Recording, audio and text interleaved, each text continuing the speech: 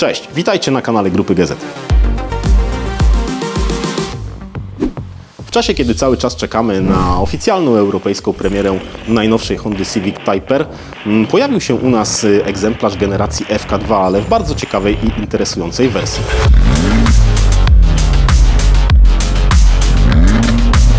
Jest to bowiem jeden z egzemplarzy limitowanej serii Final Edition, poddany dodatkowo bardzo interesującym przeróbkom oraz posiadający bardzo szczególny wzór okleiny na nadwoziu. Pomyśleliśmy więc, że jest to dobry powód do tego, żeby cofnąć się do czasów premiery tego auta i przyjrzeć ogólnie generacji FK2, która z wielu względów była dla całej serii Type R przełomowa.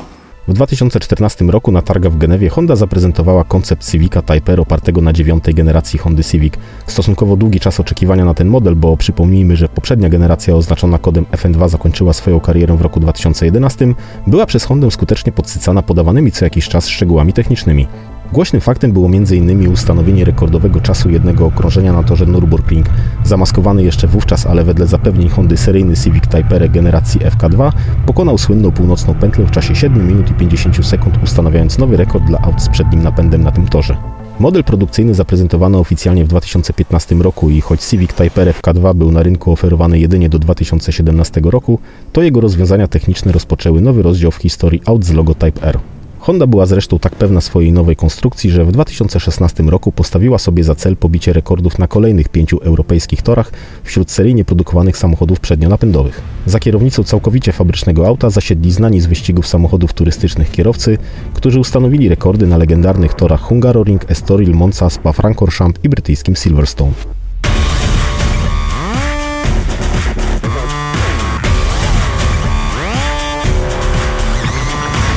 W tym samym roku, kiedy debiutował Civic Type R generacji FK2, Honda powróciła do Formuły 1 z zespołem McLarena. Ta współpraca nie układała się jednak najlepiej, powodując, że to partnerstwo przetrwało jedynie do 2017 roku.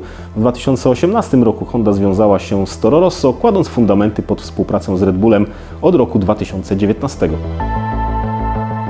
W październiku ubiegłego roku Honda niespodziewanie jednak ogłosiła, iż z końcem sezonu 2021 wycofuje się z Formuły 1, a domowy wyścig w Japonii miał być ostatnim, w którym zobaczylibyśmy logo marki na bolidach Red Bulla.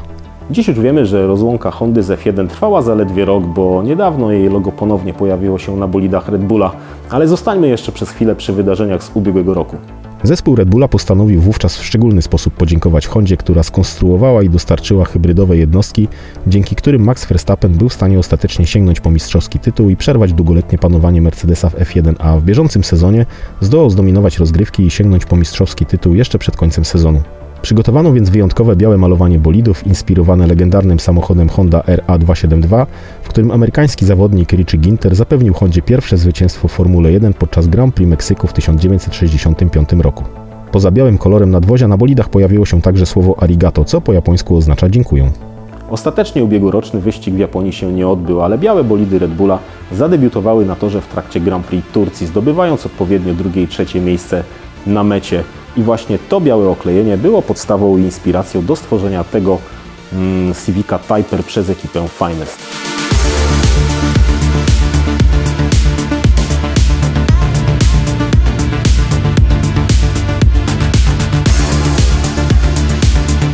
W tym miejscu warto od razu docenić dbałość o szczegóły tego projektu. Cały wzór graficzny okleiny nadwozia jest zadrukowany na folii i nie składa się z osobno naklejanych elementów. Jeśli weźmiemy pod uwagę ilość przetłoczeń, poszerzeń i załamań nadwozia Civica Type R FK2, a także konieczność idealnego łączenia folii na kolejnych elementach, to łatwo zrozumieć, dlaczego prace nad samym oklejeniem nadwozia trwały ponad 2 tygodnie.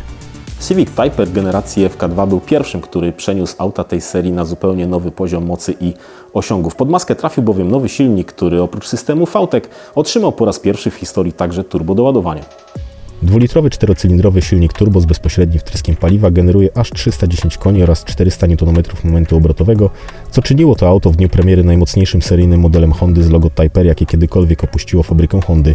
Co istotne, maksymalny moment obrotowy dzięki turbo dostępny jest już od 2500 obrotów na minutę, a to wraz z aktywnym układem zawieszenia pozwala przyspieszać od 0 do 100 km na godzinę w 5,7 sekundy oraz osiągać prędkość aż 270 km na godzinę. Osiągi mechaniczne poniosły za sobą konieczność także zadbania o właściwą aerodynamikę, stąd właśnie wspomniane wcześniej ostre przetłoczenia, poszerzenia nadwozia, które w wersji koncepcyjnej były zdecydowanie bardziej łagodnie i nie prezentowały się aż tak wydatnie jak w wersji produkcyjnej. Oczywiście w tak mocnym i dokładnie zaprojektowanym aucie nie mogło zabraknąć skutecznego układu hamulcowego.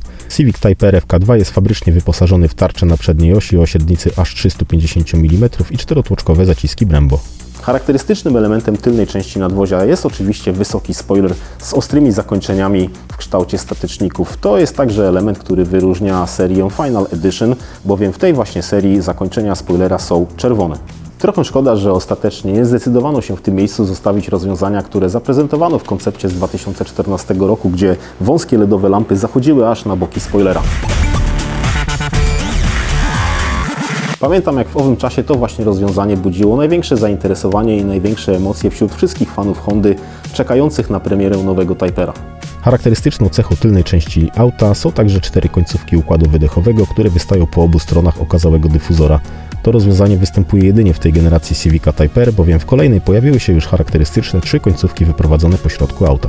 We wnętrzu wersji Final Edition rozpoznacie m.in. po zmienionym układzie kolorów na tapicerce foteli, a także po czerwonych kratkach nawiewów. Charakterystycznym elementem każdego Typera są oczywiście czerwone pasy, a także aluminiowa dźwignia zmiany biegów. Skrzynia jest oczywiście 6-biegowa i manualna i ma taki przyjemny, krótki skok dźwigni, a poszczególne biegi wchodzą z takim lekkim kliknięciem.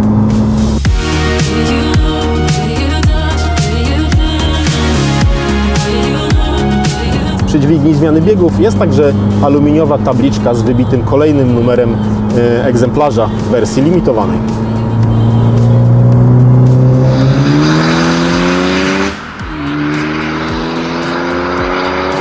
Nowością w generacji FK2 było także nowe aktywne zawieszenie, które na przedniej osi jest dodatkowo dwuosiowe. W skrócie chodzi o to, że amortyzator ze sprężyną mocowany jest osobnym stworzeniem i odpowiada jedynie za wybieranie nierówności. Z kolei zwrotnica współpracuje jedynie z układem kierowniczym. Takie rozwiązanie pozwala pokonywać zakręty dużo ciaśniej i przy wyższej prędkości. Dodając do tego szperę, a także elektronicznie regulowaną twardość amortyzatorów na obu osiach, można tym autem przyspieszać dużo bardziej efektywnie niż większością mocnych przednionapędowych aut, gdyż efekt unoszenia przodu został tu mocno zminimalizowany. Po lewej stronie deski rozdzielczej znalazł się także przycisk Plus R, który dodatkowo usztywnia zawieszenie, zwiększa reakcję na otwarcie przepustnicy, opóźnia działanie kontroli trakcji, a to wszystko powoduje, że układ jazdy i napędowy Civica Type R jest jeszcze bardziej jadowity.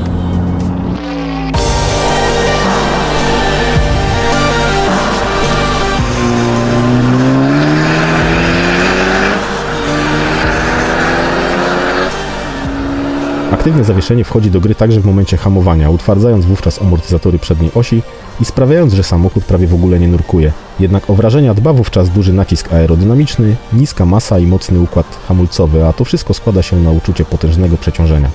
Mamy nadzieję, że ten trochę nietypowy materiał z powrotem do przeszłości Wam się spodobał. Jeśli tak, to zostawcie nam lajka, zostawcie opinię w komentarzu, bo mamy jeszcze jednego legendarnego hot hatcha sprzed kilku lat, którego chcielibyśmy Wam pokazać na naszym kanale. Zachęcamy Was także do subskrybowania naszego kanału, a także śledzenia pozostałych social mediów i odwiedzenia naszej strony internetowej, gdzie znajdziecie bardzo dużo informacji o nowościach. To tyle na dziś, cześć i do zobaczenia.